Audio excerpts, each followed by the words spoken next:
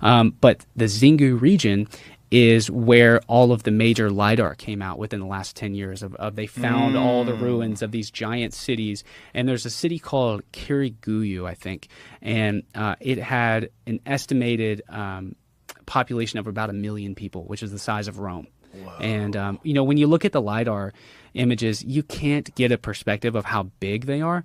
I have access to a LiDAR database of the entire United States, and I've mapped all kinds of huge uncharted mound sites in Florida, all of the Southeast. I have hundreds of sites marked. And when you first look at them on a map, you're like, oh, okay, like maybe that looks like it's 50 feet long or something. No, they'll be like 300 yards long, like these giant raised platforms in the middle of the forest here in the U.S. And if I had access to LiDAR data like that where I could measure it down in the Amazon, some of these things are miles long. Like raised platforms are a mile long, and they have highways. Like, maybe we should pull up just an image of a LiDAR scan from the Amazon. But you'll see this central city area. You'll see step pyramids and raised platforms. Maybe this is where people lived, or maybe this is where the market was, and there will be a road that cuts straight through it, and you can see the road just goes off in the distance for miles and miles and miles. And so what they would do, here we go. Yeah, this is this is one of these sites I believe this is in Brazil, or maybe it's in northeast Bolivia. And is all that area covered completely with jungle right now? Completely covered in jungle, yeah. So if you went out there, you wouldn't see any of this. You may not realize that you were standing on a mound. Like, you really got to train your eyes. I put out this... I filmed this little series about 1.5 years ago called Jungle of Stone, where I was going through the jungles in Central America, and we charted this city that had 16 pyramids in it. We were there all day long, and we charted 16 pyramids. And when I put it out, I got all these comments that are like, "You're not doing anything but walking on a bunch of hills," because it's so hard to see it. The jungle just claims everything back. So you really have to sit with seeing these things in person for a while before you start recognizing, oh, that is a mound, or that is a pyramid, that is a structure under the jungle. And so Percy Fawcett, where that LiDAR came out, is one of the places that he told his wife. He didn't share this publicly where he thought that the city was, but it's like bang on. He was exactly correct about where he thought a city would be. And we don't know if he reached it or not. Wow. It's so interesting because how long has LiDAR been around for? I don't know. And how long has it been used? I mean, think about for how long people had no idea that this existed because it was completely covered with jungle. They just assumed that if there was evidence of a civilization, it would be pretty obvious. Yeah. But it's not. And it makes me wonder, like, as technology increases in its potential, like, what other new technologies will be discovered that will allow you to, instead of like having this ambiguous view of under the pyramids, have like a crystal clear, accurate dimension by dimension, almost like a 3D map. This century for sure. This century is going to be insane. Yeah. It's going to be insane. Like, you're going to have everyone scanning everything. All of the Amazon will be mapped with LiDAR by the end of this century. All of the Sahara is going to be mapped with LiDAR by the end of this century. The Sahara is a big one. Right? Yeah. Well, those are my two big things. Like, when we talk about Atlantis and we talk about lost civilizations, I mean, my thing is the Sahara and the Amazon. Both of these things existed pre-Ice Age, especially if we're talking about pre-Ice Age civilization. The Sahara is an oasis, 10,000 plus years ago. It's an oasis. You have, 2 or 3 of the world's largest lake systems on there. You have rivers everywhere. It would have been like a beautiful place to live. Abundant resources, so there's no worry about food and shelter. You have plenty of time to figure things out, which is the thing that has always made sense to me. If you know the history of the Nile Valley and where Egypt was, like, that was a wonderful place to live, to try to figure things out, right? Because you have so much food. And once you have so much food and you're kind of separated from everybody, it's really tough to get to you. So, like, they lived unchallenged in that civilization for thousands of years. So what I see in the Amazon is traces of a lost science, a scientific mindset. Can I show some pictures of these geoglyphs? Please. We have to hook up the magical HDMI. And I'll just show a few slides of them. I forget which side the HDMI is in. I think it's in that side. Careful with the water. Yeah. Got it? Okay. Are we on screen? We will be momentarily. Here we go. Yeah, so this shows the Amazon, 6.7 million square kilometers. There's still 5.5 million left covered by rainforest. That's bigger than the entire subcontinent of India. And hardly any archaeology has been done. And the archaeology that is being done is fascinating. And it's particularly in the state of Acre, in the southwest of Brazil, that we're seeing these extraordinary geoglyphs. Now, I'm on the left there. That's Martti Parsanen from the University of Helsinki. And that is Fabio Filho, who's the LiDAR expert.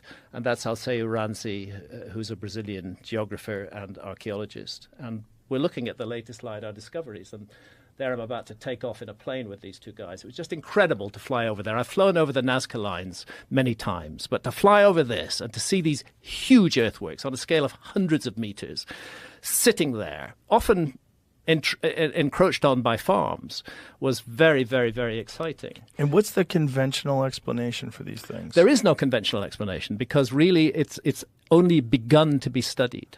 Alceu first noticed them on an overflight more than 20 years ago, but it's only relatively recently that they've started to get the funding. And I want to pay tribute to Eugene Zhong, who is a philanthropist who has provided funding for these guys to continue their work, and who's also provided funding to the Comet Research Group, and who's also provided funding for the DMT research that's being done at UCSD. What's his name? Eugene Zhong. He's a brilliant Eugene guy. Zhong. J-H-O-N-G. He's a brilliant philanthropist, and he's so open-minded, and he's looking to support research in areas that the mainstream just won't touch. That's amazing. So we're looking at Fazenda Cipoal here, where we have an octagon with rounded corners. And then this is Santa's shot of the same place. And you can see what's going on. You see the smoke in the background there? Mm-hmm. That's the Amazon burning. That's settlers clearing the Amazon to create more farms. But in the foreground, we have this enormous geometrical event, which is a huge oval surrounding a square. And did they find this once they started clearing? Is that when this... This was found as a result of the clearances. That's how it became... Archaeologists became aware that these things exist. So before that, this was completely covered with trees? Completely covered with rainforest. It was only it's a sort of mixed blessing or mixed curse, if you like, because the clearances made it possible for us to know that these things exist. But the clearances ultimately will destroy the entire Amazon if they're allowed to continue. Jacosá, on the left, a square surrounding a circle. And here's a couple of Santa's shots of Jacosá. You can see there's a large square earthwork and a circle in it. That's almost, not quite, but almost like the Greek exercise of squaring the circle. It's like geometrical exercises are taking place here in the Amazon. Again, a square with these curious scallops cut into the side of it and a circle. There's just so much of this stuff. Taquino, absolutely giant geoglyph. And these things really, on the old view of the Amazon, shouldn't exist. They involve enormous expenditure of effort. Creating these earthworks is a huge job. If there was a lot of stone in the Amazon, I think we'd see stone circles on them as well. There's one place further north called Rego Grande where there is an earthwork with a stone circle in it because stone is locally available. So do you think this was the base of a structure? Like, what is the speculation? No, I don't think so. I've talked to indigenous people there who still respect and revere them. And they say that they were for shamanic journeying, that the population would gather within them, that there would be certain areas that might be reserved for the shamans. For example, the square on the left, those two cut-out areas, top left and right of that square, it suggested that shamans were in there and the rest of the population were in the other area, and they were undertaking visionary journeys, perhaps using ayahuasca.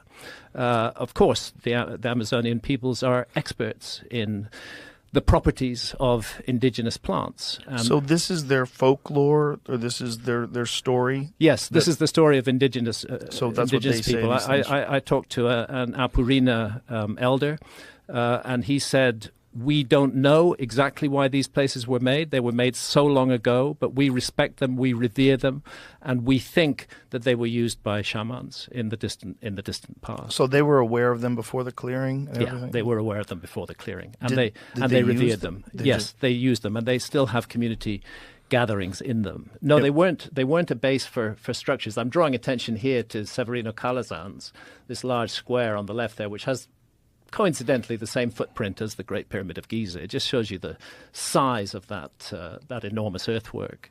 But it's a mystery. More work needs to be done, and much more needs to be surveyed. And thanks to LiDAR, that can be done non-invasively. We can spot these things. Very small teams can go in and do a bit of excavation there and figure out what was going on. I think the story is going to go back further and further into the past. Is there any evidence of wood structures? Like, did they make buildings out of wood back then? Not that I'm aware of. When did people start using wood as a structure? I think you can trace wood back as a structure hundreds of thousands of years.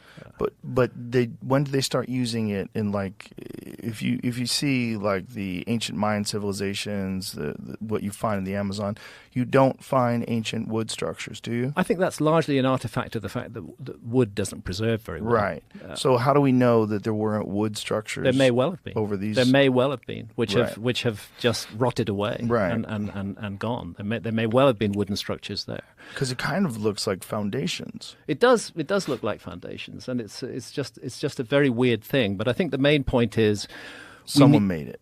Someone made it, Yeah. and it involved a very large amount of organized labor in order to make it. There had to be the will and the intent in order to do that. It's interesting that the patterns are geometrical. And are they geometrical, like with the perfect length? And Yes, like yes, they're very match up with each other? They're very, very good. Fazenda Pirana and Severino Calazans are both aligned to true astronomical north. That's different from compass north. That requires astronomy. You can't get true north without using astronomy. So this tells us not only was there a culture that was capable of creating large-scale public projects, but also they had astronomers amongst them. Wow. It's a good mystery. The other thing is the geometrical patterns are very common experience in ayahuasca visions in altered states of consciousness. Our culture tends to despise altered states of consciousness, although fortunately that's changing. But in the Amazon and many indigenous cultures, they're regarded as extremely important, that we can't confine ourselves to the everyday wide-awake state of consciousness that requires us to interface with the physical world. There are other states of consciousness which are also valuable and which bring teachings. And it's just one of those facts that most people who drink ayahuasca, most of the time, some point will experience geometrical visions. So there's a question: is there a connection here between the use of ayahuasca and the geometrical patterns? There's a huge rock wall has been found in the Colombian Amazon, Serra de la Lindosa, which I'm hoping to get to this year.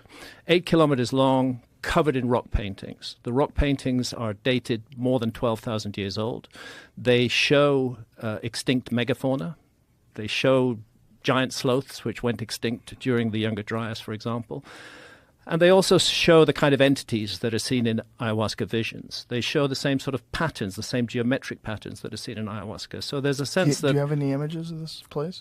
Serra de la Lindosa. You're connected to the... Yeah, I don't have images of La Lindosa on here. Oh, maybe you could Google it. But if or give the plug yeah, back I'll to take Jamie. the plug back. I was trying to Google it and I didn't find anything. And I might have spelled or guessed wrong on Serra. How do you spell it? De La Lindosa. La Lindosa? Yeah. Let me just... I got it. You got it? Yeah. You're going to have to get him the cord real quick, and then he'll give it back to you. Okay. There you go. It's literally an 8-kilometer Sistine Chapel in the Colombian Amazon. That's the other thing. I mentioned there's not a lot of rock in the Amazon. Where there is rock, they used it. There's rock paintings all over the Amazon where rock is available. These kind of things. Yeah, that's it. These are characteristic of ayahuasca visions, but in this case, they're more than 12,000 years old. Now, does that prove they were using ayahuasca 12,000 years ago? No. But that's very similar to like a tryptamine vision, though. Totally. It does suggest that some tryptamine was being accessed at that time and resulting in these visionary images. Boy, they shitty drawers, weren't they? Their drawing was terrible. But bear in mind that they're clambering 100 feet up a sheer cliff in order to do a better job. It's ridiculous. Create these paintings. The people were so fat. Are those people or sea turtles? What are those things?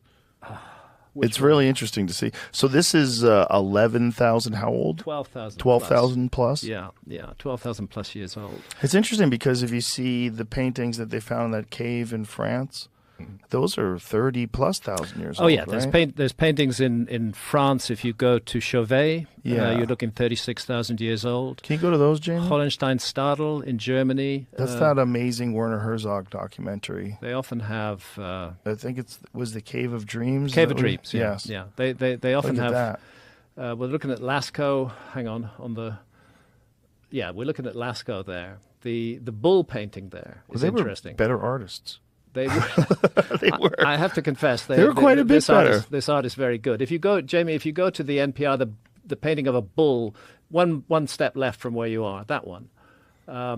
This is very interesting. There has been an argument made by a couple of astronomers that what is depicted there is the constellation of Taurus, and that in itself is heresy, because archaeologists who want to give everything to the Greeks say that it was the Greeks who invented the constellations of the zodiac, and not shown. Why do they think that represents the constellation? Because of the 6 little dots, which are not, I think, on the head. I think they're somewhere behind, not in this picture, which is often how the Pleiades are seen. They're seen. Actually, there are 7 Pleiades, but often to the naked eye you see 6.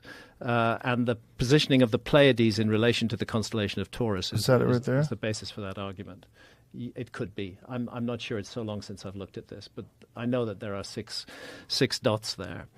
So this cave art was going on all around the world. It's found that some of the oldest art has been found in Indonesia. Oh, here it is. Here's the. Yeah, there's the Pleiades. The whole argument about the Pleiades. It's those dots exactly. The ones you pointed to above the back of the bull. 1, 2, 3, 4, 5, 6. That is how the Pleiades are often seen with the naked eye. Can you go back to the other image? Yeah, there. Wow. You know, that. It's an argument. It's not accepted by mainstream archaeology because of their narrative, which is that the discovery of the constellations of the zodiac is given to the Greeks or perhaps to the Mesopotamians before the Greeks. It's not thought that any human culture could have noticed the constellations of the zodiac before that, and that's really absurd because the constellations of the zodiac are on the path of the sun. The sun rises against the background of a different constellation every month. And how would the ancients have missed that, especially since the skies were an ever-present phenomenon to them in a way that they are not to us. Right. We're cut off from the skies by light pollution, but the ancients were not. What a fascinating concept that they knew about the constellations 30+ thousand years ago. Yeah, and I believe they did. And we see that again in Göbekli Tepe, in Pillar 43 in Enclosure D. You see a constellation that we recognize as Sagittarius. If you enjoyed today's episode on JRE+, don't forget to give it a thumbs up and share your thoughts in the comments below. Thank you.